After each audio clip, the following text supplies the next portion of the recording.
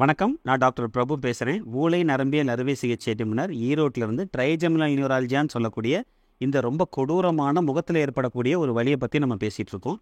இப்போ இந்த ட்ரைஜெமினல் நியூராலஜியை பற்றி நம்ம நிறைய விஷயங்களை பார்த்தோம். இதோட முடிவுக்கு வந்துட்டோம். அதாவது முடிவுன்னா எப்பயுமே முடிவுங்கும் போது பார்த்தீங்கன்னா சர்ஜரி ட்ரீட்மெண்ட், அதாவது சர்ஜிக்கல் ட்ரீட்மெண்ட் வந்து உள்ளே வந்துடும். அது சொல்கிறதுக்கு முன்னாடி ஒரு முக்கியமான ட்ரீட்மெண்ட்டை பற்றி நான் உங்ககிட்ட போன வீடியோவில் சொல்லலை. அது என்னென்னா ரேடியோ தெரப்பி. நம்ம ரேடியோ ஃப்ரீக்வன்சி அப்லேஷன் பார்த்தோம். இப்போ ரேடியோ தெரப்பி, அதாவது இந்த ரேடியோ தெரப்பியில் வந்து நம்ம எந்தெந்த விதமான ட்ரீட்மெண்ட் வந்து இந்த ட்ரைஜெமினல் நியூராலஜியாவுக்கு கொடுக்கலாம் அப்படின்னு பார்த்தீங்கன்னா,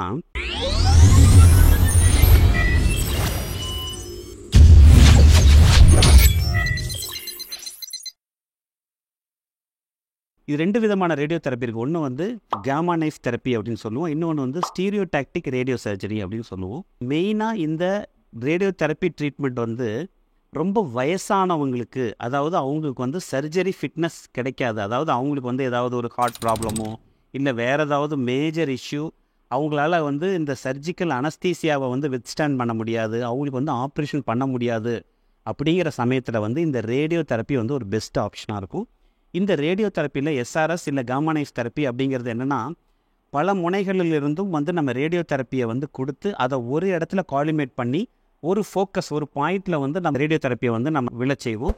அப்படி விழும்போது அந்த இடத்துல வந்து அந்த நரம்பு, நான் ஏற்கனவே சொன்னேன் இல்லையா, அந்த சின்ன கேப், அதாவது மூளையிலேருந்து இந்த நரம்பு ட்ரைஜெமினல் நரம்பு வெளியில் வர்ற இடத்துல இருக்கிற அந்த சின்ன கேப்பில் எலக்ட்ரிக்கல் ஷார்ட் சர்க்யூட் ஆகிறது.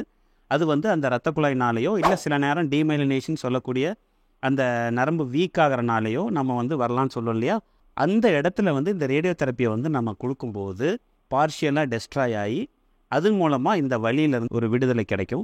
இது முக்கியமாக நம்ம கொடுக்குறது வந்து பார்த்திங்கன்னா வயசானவங்களுக்கு தான் நம்ம கொடுக்குறோம். ஏன்னா வயசானவங்களுக்கு வந்து நம்ம ஆப்ரேஷன் பண்ண முடியாது அப்படிங்கிறதுனால நம்ம இந்த ட்ரீட்மெண்ட் கொடுக்குறோம். இந்த ட்ரீட்மெண்ட்லேயுமே வந்து திருப்பி வந்து ரெக்கரன்ஸ், அதாவது இந்த ட்ரீட்மெண்ட் வந்து ஒரு 2-3 இயர்ஸ் இல்லை சில நேரம் 4-5 இயர்ஸ் கூட நம்ம தாக்கு பிடிக்கலாம். அதுக்கப்புறம் திருப்பி இது வந்து வர்றதுக்கான வாய்ப்பு இருக்குது. வயசானவங்களுக்கு வந்து சில நேரம் ஏற்கனவே வந்து அந்த நரம்புகள்லாம் கொஞ்சம் வீக் ஆகிறனால இது திருப்பியும் வந்தாலுமே அவங்களுக்கு வந்து ஒன்றும் பெரிய பாதிப்பை ஏற்படுத்தாது. அதனால் இந்த ரேடியோ தெரப்பி வந்து ஸ்பெசிஃபிக்கலி வயசானவங்களுக்கு இந்த ட்ரீட்மெண்ட் கொடுக்குறோம்.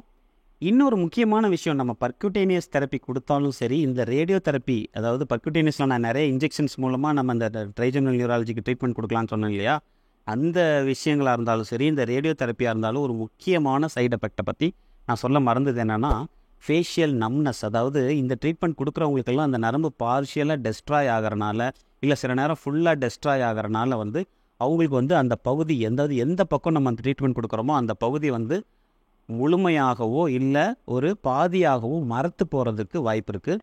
அப்போ என்ன ஆகும்னா, சில நேரம் இந்த ட்ரீட்மெண்ட்டை வந்து ஒரு யங் பர்சன்ஸ்க்கு கொடுக்கும்போது என்ன ஆகுதுன்னா, அவங்களுக்கு வந்து ஒரு பக்கத்தில் வந்து முகம் மரத்து போயிடும்.